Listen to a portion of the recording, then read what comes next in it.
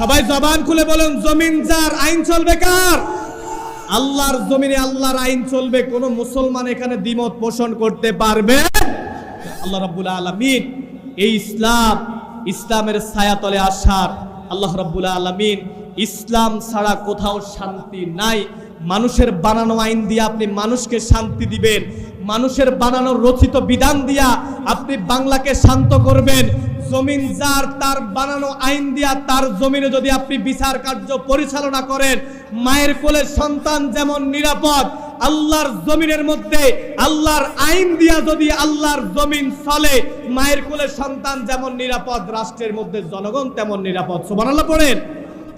নবী করিম সাল্লাল্লাহু আলাইহি ওয়াসাল্লাম এই পৃথিবীতে আসার একটাই উদ্দেশ্য, যে প্রত্যেকটা উম্মতকে জান্নাতের পথ দেখাবেন, জাহান্নামের জন্য সতর্ক